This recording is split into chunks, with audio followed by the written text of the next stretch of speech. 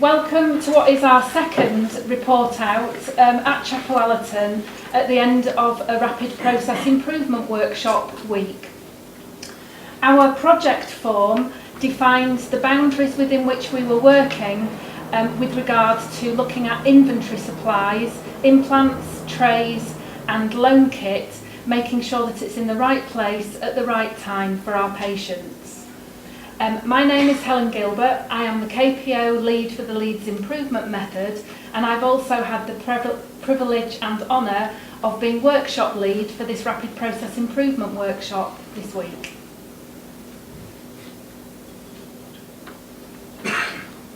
Good afternoon, my name is Chris. I'm a KPO specialist and I'm the team leader for this RPIW week.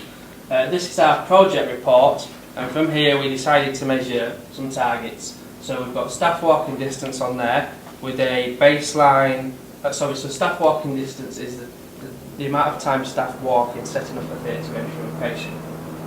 So the baseline for that was 948 steps, and we set ourselves a target of a 50% reduction for this. We are also measuring lead time. So the lead time is the moment they start setting up the trolley for the patient to the theatre being ready for the patient to come in. The lead time measure on that is 1,021 minutes, and we've set ourselves a target of 9 minutes for that. We've also got a quality defects measure. So the quality defects measure is the amount of trays we send back to be brought for sterilisation with a defect in them. Currently that stands at 4.2%, and we are aiming for 0 defects. We've got a 5S measure, which is a measure how we keep our workplace safe and tidy and organised. We've got a baseline for that as a level 1. Our target is level 4.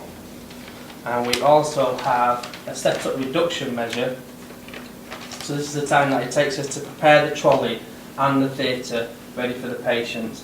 We currently have a total baseline time of 59 minutes for that and a target of 9 minutes. We have a takt time calculation. So the takt time is the time that the demand of the patients coming through the service. So we have 16 patients coming through the service in a full working day of 8.5 hours, which gives us a takt time of around 30 minutes. So we are aiming to get a patient through each step of the stage in 30 minutes. Okay, so hello, my name is Rob Guest. I'm the elective orthopaedic business manager and team member. So we initially used a value stream map to identify the process from a patient's point of view. It shows the value to the patient, which in this case is receiving the correct implant in the right place at the right time. The Kaizen bursts represented by the bubbles that you can see identify the waste in the process.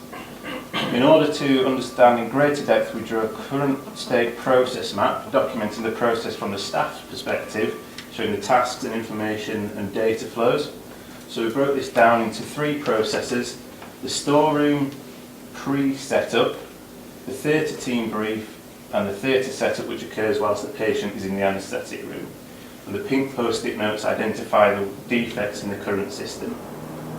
To develop our skills in identifying waste, we carried out a waste walking theatre.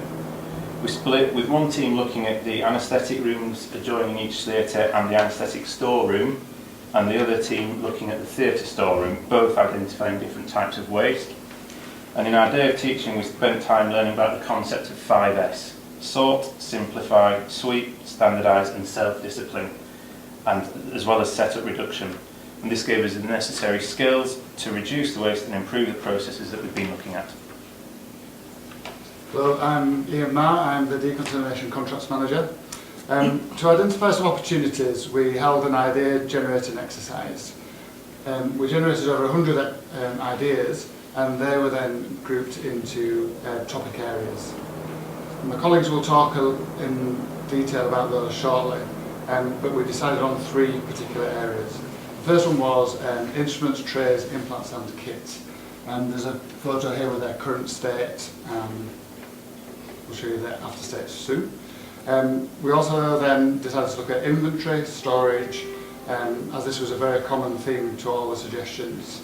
And that led on to our third area, which was the main theatre corridor, which has become an overflow storeroom. Good afternoon, my name is Campbell McEachran. I'm one of the orthopaedic surgeons here at Chapel Allerton.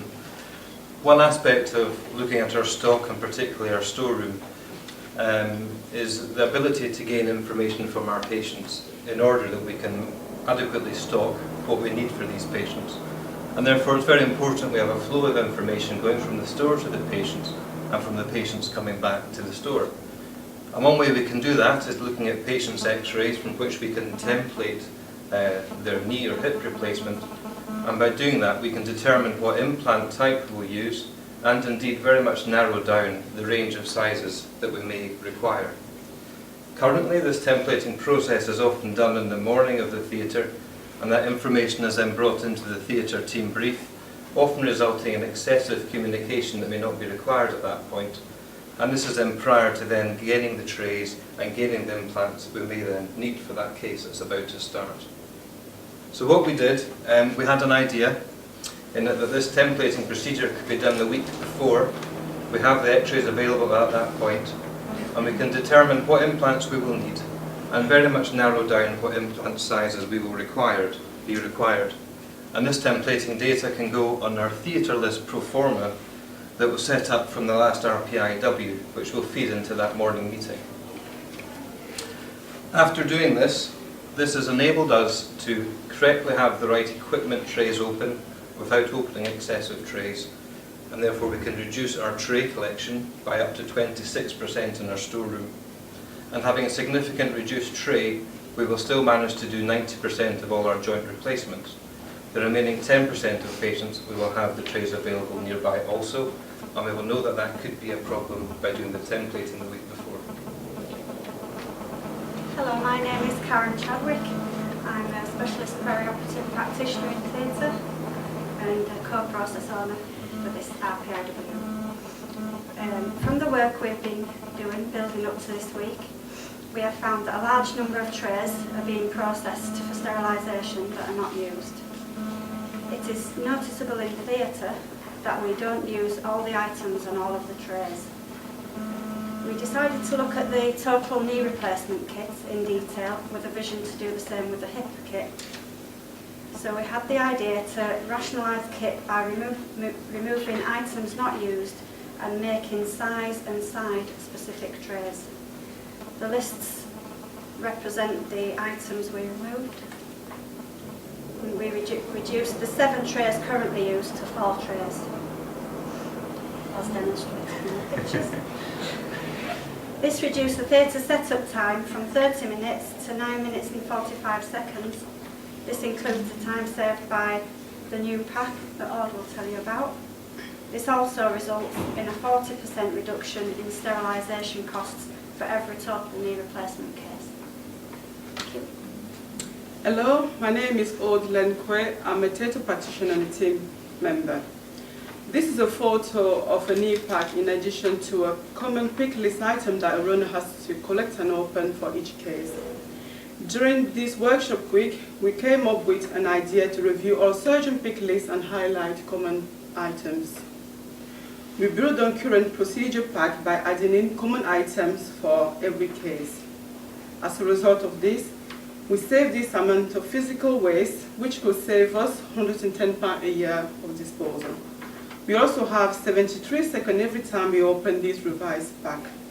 After all, this amazing change will save us time and step, reduce physical waste, and store management time. Hi, I'm Magdalena Smańska, I'm perioperative assistant. And on the beginning, we observed current pre-theatre storeroom activities and realized how much time and walking distance it takes to prepare one trolley for total knee replacement. We realized that we need to walk far for equipment spread around 2 storerooms. We ran ideas for improvement using 5S method and ran simulation. We walked, we timed activities. After our first ideas, we had got from 14 minutes to 4 minutes per case. Then we repeated the process, which got us down to fantastic 55 seconds per case. And as you see, it's already massive improvement and in time and walking distance. and we still see room for further improvement. Good afternoon, my name is Martin Bainsley, I'm part of the inventory team at Supplies, also team member. So to help facilitate this reduction in time, we're looking at making the storeroom a more smart storeroom. And so to help us reduce the amount of walking, we did 2 reports. The first of these reports was a new usage of inventory used held at Chalk. This identified that some items, actually 2,047 items, were not used within the last year. Some of these items haven't been used since 2007. And like I say, if you'd like to see there, if you look at the date last issued, you can see some of that data there. After further analysis of that report, it was identified we could actually remove 1,435 items without compromising patient safety. And that would leave at least one of every implant listed within that report. This, in stock reduction, this only represents a tenth of what could be removed from the store. You can clap now.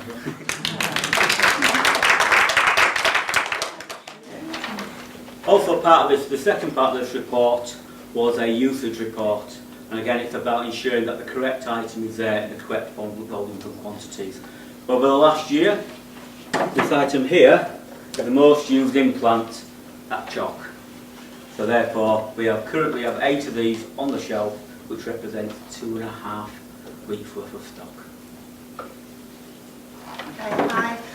My name is Val Davis. I'm Chatham Theatre team leader and co-process owner for this rapid improvement workshop. This week I was tasked with using the 5S process to clear the entrance of the corridor to theatres.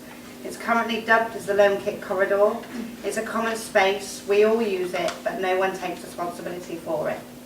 Using this tool of sorts, simplify, sweep, standardise and self-discipline, we have gone from a level 1 to 2 this week.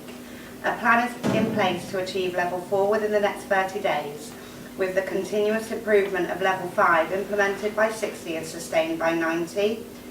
This is very challenging in such a large organisation to achieve a common agreement as to how communal space is used. As co-process owner, I will carry this forward. However, this is not a task achievable without the full commitment of all the staff groups. And then that takes us on to our value stream map. This demonstrates the defects in our current system that we've been able to eliminate this week. The team agreed that during this rapid improvement workshop, we want to develop, and moving on from there, we want to develop a great reputation of excellence that we decided was the 2 key words that were important to the future of Chapel Allerton. That's me. Okay, so coming back to our target process report, our baseline for staff walking distance was a total of 948 steps with a plan or a target of reducing that by 50%.